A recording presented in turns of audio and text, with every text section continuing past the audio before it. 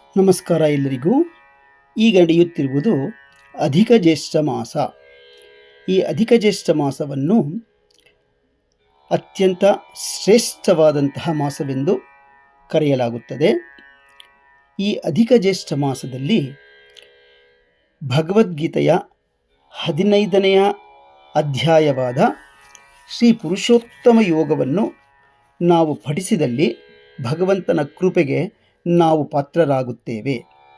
ಅಧಿಕ ಮಾಸವನ್ನು ಪುರುಷೋತ್ತಮ ಮಾಸವೆಂದೂ ಸಹ ಕರೆಯುತ್ತಾರೆ. ಈ ತಿಂಗಳು ಶ್ರೀ ಮಹಾವಿಷ್ಣುವಿಗೆ ಅತ್ಯಂತ ಪ್ರಿಯವಾದ ಮಾಸ ಎಂದು ನಂಬಿಕೆ. ಈ ಅಧ್ಯಾಯವನ್ನು ನಾವು ಪಠಿಸಿದರೆ ಮನಸ್ಸಿಗೆ ಶಾಂತಿ ಮತ್ತು ಚೈತನ್ಯ ದೊರಕುತ್ತದೆ, ಪಾಪಕ್ಷಯವಾಗುತ್ತದೆ, ಆತ್ಮಜ್ಞಾನ ಹೆಚ್ಚುತ್ತದೆ, ಭಗವಂತನ ಮೇಲಿನ ಭಕ್ತಿ ಗಾಢವಾಗುತ್ತದೆ, ಕುಟುಂಬದಲ್ಲಿ ಸಕಾರಾತ್ಮಕ ವಾತಾವರಣ ನಿರ್ಮಾಣವಾಗುತ್ತದೆ ಹಾಗೂ ಮರಣ ಭಯವು ಸಹ ನಮಗೆ ಕಡಿಮೆಯಾಗುತ್ತದೆ. Chanting the 15th chapter of Bhagavad Gita, Purushottama Yoga, during Adhika Jyeshtha Masa, also known as Purushottama Masa, is deeply significant because this specific month is dedicated entirely to Lord Purushottama Shri Krishna. ಬನ್ನಿ ನಾವೆಲ್ಲರೂ ಈಗ ಒಟ್ಟಿಗೆ ಪುರುಷೋತ್ತಮ ಯೋಗ ಅಧ್ಯಾಯವನ್ನು ಪಠಿಸೋಣ. ಓಂ ಶ್ರೀ ಕೃಷ್ಣ ಪರಬ್ರಹ್ಮಣೇ ನಮಃ. ಶ್ರೀಮದ್ಭಗವದ್ಗೀತಾ ಅಥ ಪಂಚದಶೋಧ್ಯಾಯಃ. ಪುರುಷೋತ್ತಮ ಯೋಗಃ. ಶ್ರೀಭಗವಾನುವಾಚ. ಊರ್ಧ್ವಮೂಲಮಧಃ ಶಾಖಂ ಅಶ್ವತ್ಥಂ ಪ್ರಾಹುರವ್ಯಯಂ ಛಂದಾಂಸಿ ಯಸ್ಯ ಪರ್ಣಾನಿ ಯಸ್ತಂ ವೇದ ಸ ವೇದವಿತ್.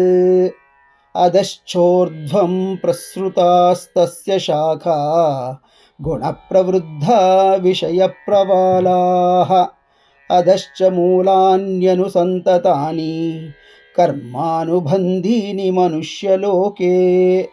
ನ ರೂಪಮಸ್ಯೇಹ ತತೋಪಲಭ್ಯತೆ ನಾಂತೋ ನ ಚಾದಿರ್ನ ಚ ಸಂಪ್ರತಿಷ್ಠಾ.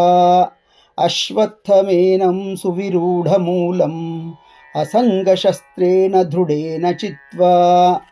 ತತಃ ಪದಂ ತತ್ಪರಿಮಾರ್ಗಿತವ್ಯಂ ಯಸ್ಮಿನ್ ಗತಾ ನ ನಿವರ್ತಂತಿ ಭೂಯಃ. ತಮೇವ ಚಾದ್ಯಂ ಪುರುಷಂ ಪ್ರಪದ್ಯೆ ಯತಃ ಪ್ರವೃತ್ತಿಃ ಪ್ರಸೃತಾ ಪುರಾಣಿ. ನಿರ್ಮಾನಮೋಹಾಜಿತಸಂಗದೋಷ ಅಧ್ಯಾತ್ಮನಿತ್ಯಾ ವಿನಿವೃತ್ತಕಾಮಾಃ.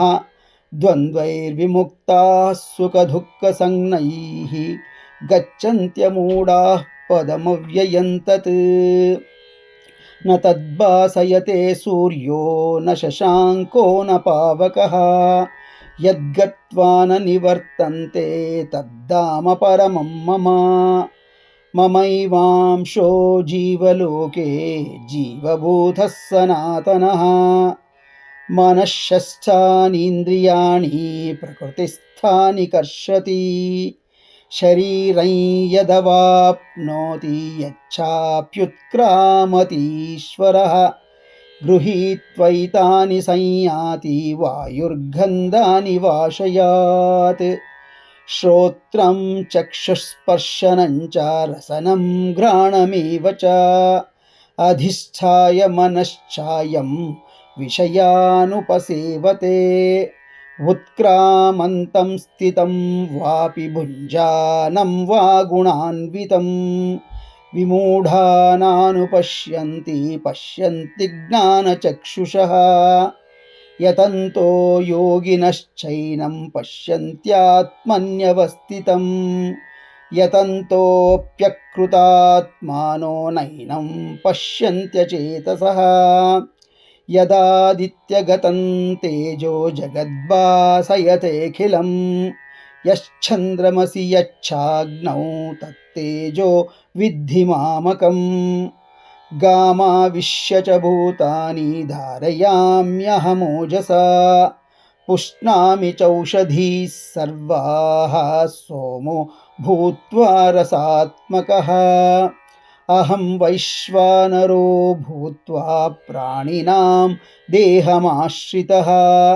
प्राणापानसमायुक्तः पचाम्यन्नं चतुर्विधम् सर्वस्य चाहं हृदि सन्निविष्टो मत्तः स्मृतिज्ञानमपोहनं च वेदैश्च सर्वैरहमेव वेद्यो वेदान्तकृद्वेदविदेव चाहम् द्वाविमौ पुरुषौ लोकेऽक्षरश्चाक्षर एव च क्षरः सर्वाणि भूतानि कूटस्थोऽक्षर उच्यते उत्तमः पुरुषस्त्वन्यः परमात्मेत्युदाहृतः यो लोकत्रयमाविश्य बिभर्त्यव्यय ईश्वरः यस्मात्क्षरमतीतोऽहम् अक्षरादपि चोत्तमः अतोऽस्मि लोके वेदे च प्रतिथः पुरुषोत्तमः यो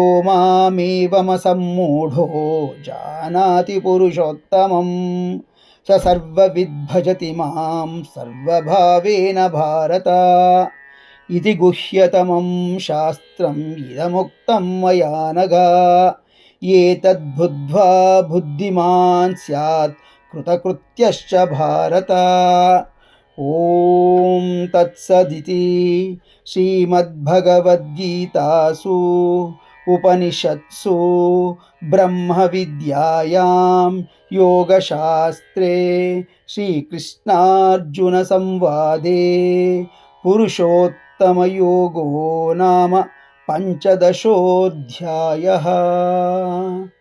श्रीकृष्णार्पणमस्तु।